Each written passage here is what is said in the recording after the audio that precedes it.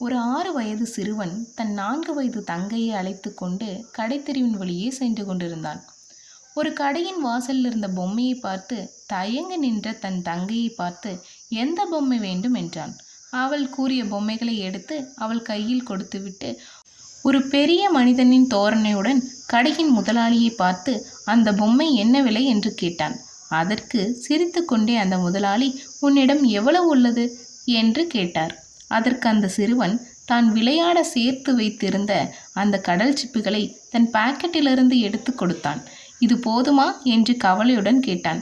அதற்கு அந்த கடைக்காரர் அவனின் கவலையான முகத்தை பார்த்து கொண்டே, எனக்கு 4 சிப்பிகள் போதும் என்று மீதியை கொடுத்தார். ஒருவன் மகிழ்ச்சியோடு மீதியுள்ள சிப்பிகளோடும் தன் தங்கையோடு அந்த பொம்மையை எடுத்துக்கொண்டு சென்றான். இதையெல்லாம் கவனித்து கொண்டிருந்த அந்த கடையின் வேலையாள் முதலாளியிடம், ஐயா, ஒன்றுக்கும் உதவாத சிப்பிகளை வாங்கி கொண்டு விலையுயர்ந்த பொம்மைகளை கொடுத்து விட்டீர்களே ஐயா என்றான். அதற்கு அந்த முதலாளி, அந்த சிறுவனுக்கு பணம் கொடுத்தால்தான் பொம்மை கிடைக்கும் என்ற புரியாத வயது. அவனுக்கு அந்த சிப்பிகள் தான் உயர்ந்தவை. நாம் பணம் கேட்டால் அவன் எண்ணத்தில் பணம்தான் உயர்ந்தது என்ற மாற்றம் வந்துவிடும். அதை தடுத்து விட்டேன். மேலும் தன் தங்கை கேட்டவற்றை தன்னால் வாங்கித்தர முடியும் என்ற தன்னம்பிக்கையும் அவனுக்கு விதைத்து விட்டேன்.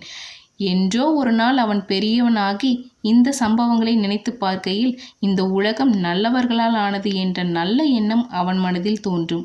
ஆகையால் அவன் எல்லோரிடமும் அன்பு காட்டத் தொடங்குவான். உலகம் அன்பினால் கட்டமைக்கப்பட வேண்டும் என்றான்.